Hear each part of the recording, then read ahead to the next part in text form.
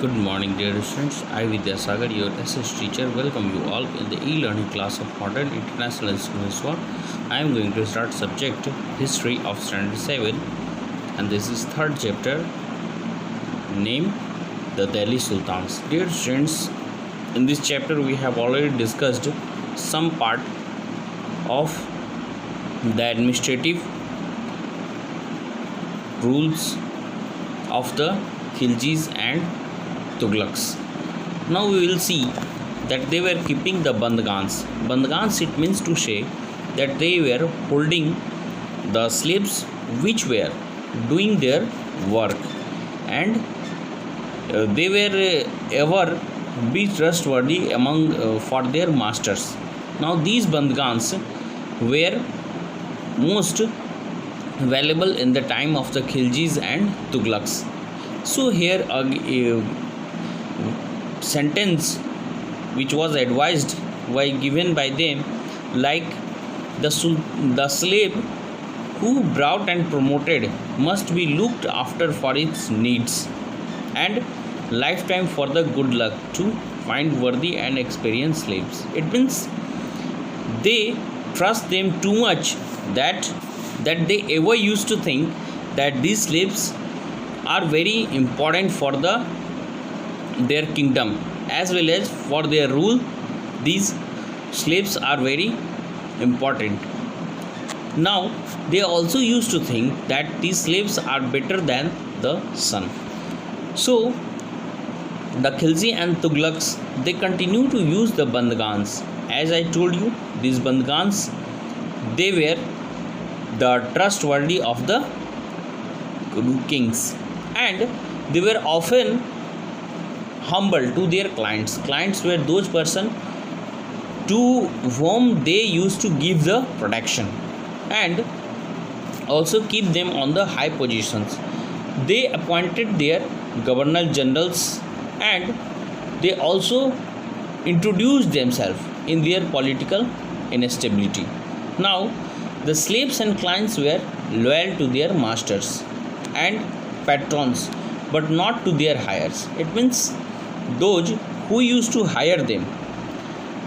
So the reason was that the new kings, new sultans, they used to be there, then they having their own servants, or you can say they have their own slaves and clients. Thus what it happened that the old one and the new ones, so there were the several conflicts always used to be happen between them. And the tawariks, as I told you, the tariks and tawariks, it means the plurals, they also used to be criticized that the Delhi sultans for appointing the low and base born to high offices. It means they want to spread the message that those persons who are in the low birth or whose birth is in the low caste, they should not appointed to the high post.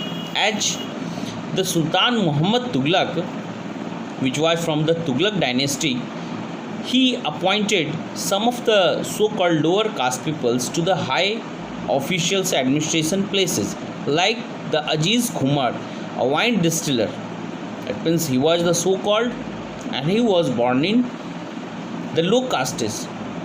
The Firuz Hazam, a barber, Mankat Tabak, a cook, and two gardeners, these were placed to the high administration post. It means this shows that they used to these kings shows that there must be the equality lies through which they can sustain their life. As the Ziauddin Burni, one of the 14th century chronicler, he has also been urged and written about that these appointment shows that there is sultan loss of political judgment and incapability to rule. It means they also in favor them that they should not do this. As the earlier Sultan Khilji and Tughlaqs monarchs appointed military commanders. It means those military commanders, they were given a large territory of the areas, and these areas were known as Ikta. And those person who used to collect the revenue from there, they were known as Ikta Dars. And further, they also were known as Mukti. It means the duty of Mukti was to lead the military commanders as well as to pay the salary which was collected from the land revenue to them. As the Mukti, they collected the land revenue and they also maintained the soldiers. As the Muktis, they having the control over the offices, and they harsh the condition of service rigorously imposed during the reign of Alauddin Khilji and Muhammad Tughlaq. And for the Muktis, the accountants were also appointed to the state to check amount of revenue collected by the Mukti. It means a serial wise, like nowadays it happens that the collection which is done in a particular area, that is goes upward to the higher authority, not the collection of the revenue is kept at the local bodies. Like the same, these authorities was appointment there. As the Delhi Sultans also brought the hinterland of the cities under their control. Hinterland, I have told you, and forced the landed chieftains like who were known as Samantas or aristocrats and rich landlords to accept their authority. It means those persons who were rich and they were the business persons, they were brought and they were told to accept their authority, because at that time these were the peoples who having the lot of money to only the few peoples, and these were the peoples who could improvise the market stability. As the Alauddin Khilji, whose the administrative policy was very hard as well as it was also successful, the rights of the local chieftains to levy the taxes were cancelled and also forced to pay the taxes. The sultan's administrators measured the land and kept careful accounts. Like some of the old chieftains and landlords also served the sultanate to collect revenue collectors and ancestors. There were three types of taxes which was imposed during the Alauddin Khilji. These were like the khams or kharaj. These were the 50% of the taxes from the agriculture part, and the cattle as well as the houses. These on these the tax were imposed. As it was also difficult for them that they were not having the control more part over the Delhi and from distant provinces like Bengal, and as they were also facing the difficulties to annex the part of the Delhi, as they were also not forced to do this. The local chieftains also established their own rules, because whenever, as we have saw the end of the Mughal emperor, then what we have seen that Mughal who having a large dynasty and who having a strong upholds over the country, but when the Mughal declined, then all the regional states they were making their own kingdoms. Like the same it was happening here. And then the Alauddin Khilji as well as the Muhammad Tughlaqs could not force their control in these areas, and it was only for a short duration. The chieftains and their fortification. Fortification, it means a boundary in which the soldiers they used to felt very safe for them.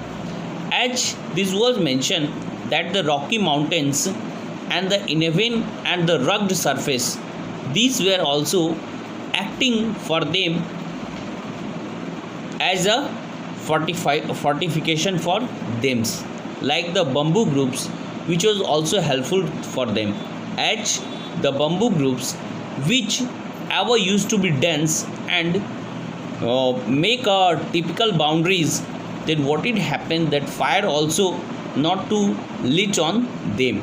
And further, the rain, as the bamboos it was hollow, then the rain used to be happen, then what used to be there, that rainwater also used to collect inside it, and whenever they want to lit the fire, then it was not possible for them. So it was a natural boundaries whenever the chieftains they used to live in toward the forest for a particular work, then a particular type of the soldiers was required to kill them, or you can say that to defeat them.